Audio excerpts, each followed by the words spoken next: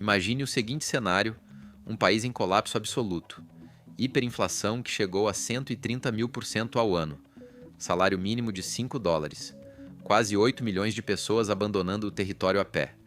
E no meio dessa ruína, escondidos atrás dos muros de uma instituição científica nos arredores da capital, 13,5 kg de urânio altamente enriquecido. Material capaz, em tese, de ser desviado para um programa nuclear clandestino. Estamos falando da Venezuela. Em maio de 2026, os Estados Unidos retiraram esse urânio do solo venezuelano numa operação relâmpago, concluída em menos de 6 semanas. A pergunta que fica é simples e perturbadora. Como é que um país falido tinha urânio enriquecido em seu território? Quem colocou aquilo lá? E mais importante, para onde aquele material poderia ter ido? Antes de a gente mergulhar nessa história, que envolve a Guerra Fria, o Irã, a Rússia e uma das maiores reservas de urânio do mundo escondidas na fronteira com o Brasil, se inscreve aí no canal e ativa o sininho para não perder nenhuma análise. Bora? Primeiro a gente precisa desmontar um equívoco que circula por aí, e é um equívoco que aparece até em manchetes. A Venezuela nunca enriqueceu urânio.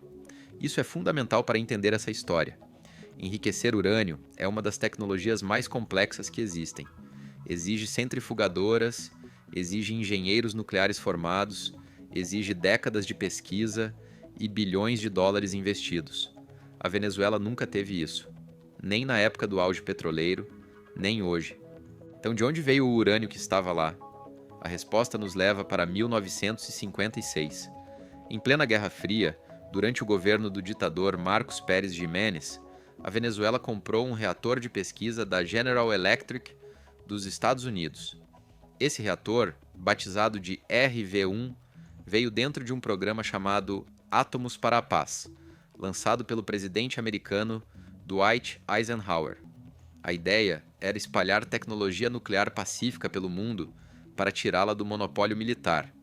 Vários países da América Latina receberam reatores assim: Brasil, Argentina, México.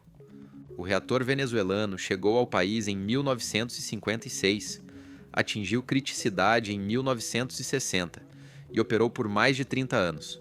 Para funcionar, ele precisava de combustível, pastilhas de urânio, enriquecido a pouco mais de 20%.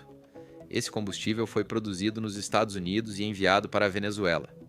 Quando o reator foi desativado, em 1991, esse combustível usado ficou armazenado dentro das instalações.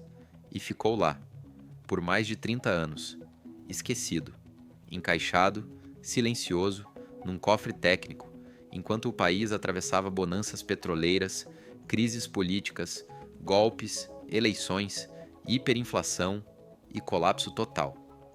O paradoxo é esse: a Venezuela não enriqueceu nada, herdou.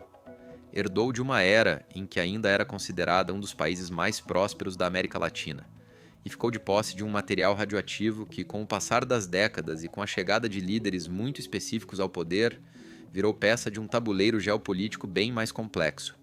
E é aí que a história começa a ficar realmente interessante.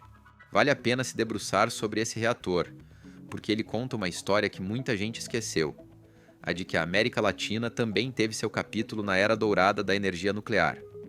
O RV-1 foi o primeiro reator nuclear da Venezuela e, segundo o próprio Instituto Venezuelano de Investigações Científicas, um dos primeiros de toda a América Latina, ao lado do R-A1 argentino. Estamos falando dos anos 50. Os Estados Unidos, depois do trauma de Hiroshima e Nagasaki, queriam reposicionar a tecnologia nuclear como símbolo de progresso pacífico e exportar isso pelo mundo, antes que a União Soviética fizesse o mesmo. O projeto venezuelano teve à frente uma figura fascinante: o cientista Humberto Fernandes Moran, um neurocientista e biofísico que estudou em Harvard, no MIT, e que voltou para a Venezuela com o sonho de transformar o país num polo de ciência avançada na América do Sul. O RV-1 era a joia desse projeto, um reator de 3 megawatts, que usava urânio enriquecido como combustível e água leve como moderador. A função dele era nobre: produzir radioisótopos para uso médico, tratamentos de câncer, diagnósticos e dar suporte a pesquisas em física e biologia. Por décadas, ele cumpriu esse papel com discrição e competência. Mas a Venezuela mudou. A democracia consolidada nos anos 60 deu lugar a crises econômicas nos 80. A bonança do petróleo virou maldição do petróleo. E o RV-1, depois de 1991, foi desativado. Sua estrutura física foi convertida numa planta de esterilização por raios gama, usada para esterilizar material cirúrgico, alimentos secos e medicamentos. O reator em si parou de operar, mas o combustível enriquecido continuou ali, acumulado. Sob a supervisão teórica da Agência Internacional de Energia Atômica, mas dentro de um país que começava a entrar numa rota muito diferente daquela que os americanos imaginavam quando, em 1956, decidiram vender a tecnologia. E é essa virada de rota que define todo o capítulo seguinte da nossa história. Aqui a história ganha outro tom. Em 2005, o presidente Hugo Chávez começa a falar publicamente em retomar um programa nuclear venezuelano. No início, o discurso é todo voltado para uso pacífico, energia, medicina, pesquisa. Mas o contexto é altamente significativo. Naquele mesmo ano, os Estados Unidos e a Europa estavam apertando o cerco sobre o programa nuclear do Irã, que enriquecia urânio em desafio à comunidade internacional. E Chávez, que havia construído toda a sua identidade política em torno do anti-americanismo, encontrou em Teherã um aliado natural. Em novembro de 2008, Caracas e Moscou assinam um acordo de cooperação nuclear. O objetivo: construir 2 reatores de potência de 1.200 megawatts cada, além de um reator de pesquisa, com auxílio da Rosatom, a estatal nuclear russa. Um analista logo apelidou o projeto de Bushehr 2, em referência à usina nuclear que a Rússia ajudou a construir no Irã. No mesmo período, Chávez fez ao menos 9 viagens a Teherã. Assinou, ao todo, mais de 200 memorandos de cooperação com o regime iraniano. E foi aí que começaram a aparecer os sinais mais inquietantes. A Venezuela tem uma das maiores reservas potenciais de urânio do mundo, concentradas na chamada Bacia do Roraima, uma região geológica que se estende pelo estado de Bolívar, na fronteira com o Brasil e a Guiana. Estima-se que ali existam até 50 mil toneladas de minério de urânio.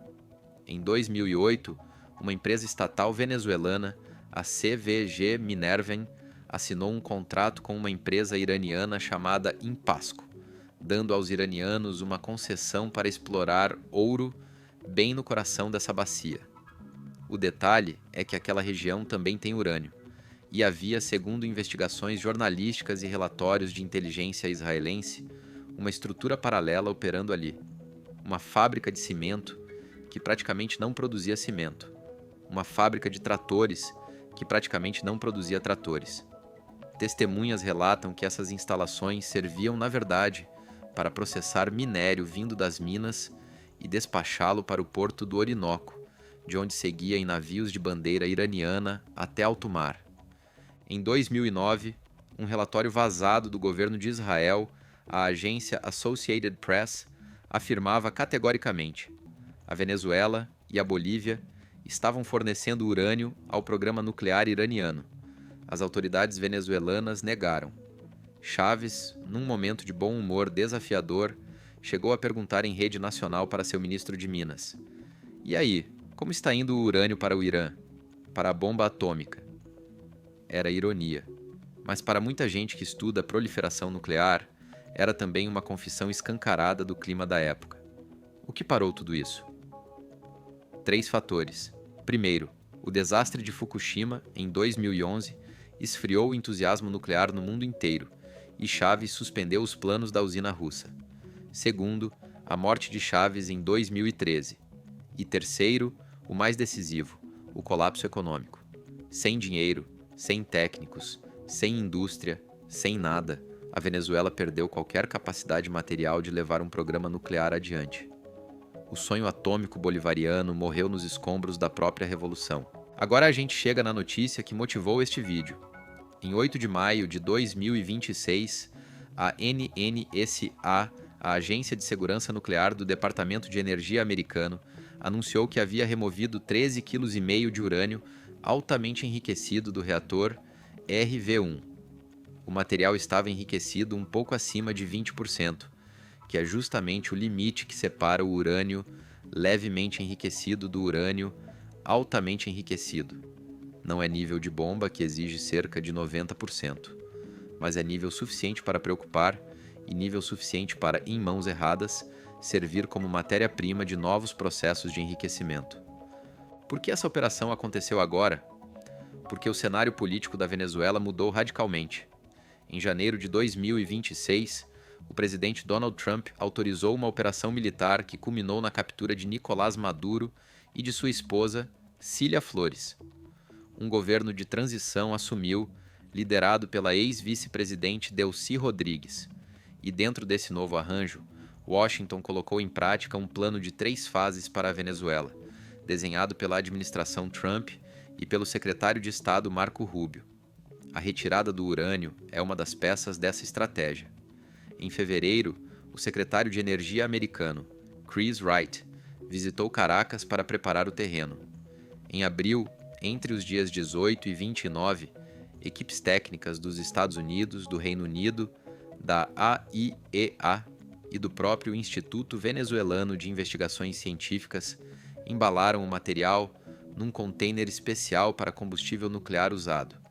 Levaram cerca de 160 quilômetros por terra até um porto. Embarcaram num navio especializado fornecido pelos britânicos. E o destino final foi o complexo de Savannah River, na Carolina do Sul, onde o material será reprocessado para uso em reatores civis americanos. Mas a leitura geopolítica vai além da operação técnica. Esse anúncio acontece no exato momento em que os Estados Unidos travam um impasse muito mais sério com o Irã sobre o estoque iraniano de urânio enriquecido. Esse sim, em volumes muito superiores e em níveis preocupantes. Ao remover o urânio venezuelano, Washington manda uma mensagem múltipla para o Irã. Estamos fechando todas as portas dos fundos do seu programa nuclear na América Latina. Para a América do Sul, o terreno está limpo. Não há mais material de uso sensível em um país que orbitava Moscou e Teherã. E para o público interno americano, o governo Trump está entregando vitórias rápidas em segurança nuclear num momento em que a administração precisa mostrar resultados. 13,5 kg podem parecer pouco, mas em geopolítica nuclear, o simbólico costuma valer tanto quanto o material. O que essa história toda nos ensina? Primeiro, ela desmonta a ideia simplista de que países pobres não conseguem ter programas nucleares. Não é uma questão apenas de dinheiro. É uma questão de instituições, de continuidade técnica, de geração de cientistas, de estabilidade econômica para sustentar décadas de investimento. A Coreia do Norte, que é mais pobre que a Venezuela, conseguiu construir bombas atômicas. Por quê? Porque concentrou recursos por mais de 50 anos, sob uma ditadura militar com prioridade absoluta no programa nuclear. A Venezuela tentou algo parecido, em escala menor, mas tropeçou no próprio desgoverno. Segundo, a história revela um padrão preocupante. Petroestados em decadência, que perdem suas fontes de legitimidade econômica, frequentemente buscam atalhos simbólicos de poder, e o nuclear é um deles. Pertencer ao clube atômico tem prestígio. Dá projeção. Aproxima de Rússia, China, Irã e outros que jogam o mesmo jogo. Chávez não foi o primeiro, nem será o último líder de petroestado a flertar com essa rota. O caso venezuelano é uma versão tropical de algo que já vimos em outras geografias. Terceiro, e talvez o mais importante para nós, brasileiros. A América Latina é desde 1967 oficialmente uma zona livre de armas nucleares pelo Tratado de Tlatelolco. Brasil, Argentina, México e quase todos os países da região assinaram esse compromisso. A Venezuela também é signatária. E mesmo no auge das ambições de Chávez, esse arcabouço regional segurou os impulsos. Não impediu tudo, mas impediu o pior. O paradoxo final é poético no fundo. A Venezuela nunca enriqueceu o urânio, mas hospedou um estoque enriquecido por décadas, intermediou possíveis transferências para o Irã, sonhou com reatores russos que nunca saíram do papel, e fracassou em tudo isso pelos mesmos motivos que destruíram sua economia: corrupção, captura institucional, falta de planejamento de longo prazo e dependência de um único líder messiânico. A bomba que nunca foi feita revela mais sobre a Venezuela do que qualquer relatório do FMI. 13,5 kg de urânio, esquecidos num reator desativado, contam a história de meio século da Venezuela, da bonança à ruína, da ambição à dependência, do sonho ao escombro, e nos lembram de uma verdade incômoda. Programas nucleares opacos não nascem só onde há dinheiro, nascem onde há instituições corroídas. Se este vídeo te fez pensar, deixa o like, comenta o que achou e compartilha com alguém que precisa entender o que está acontecendo no nosso continente. Até a próxima análise no Radar Geopolítico.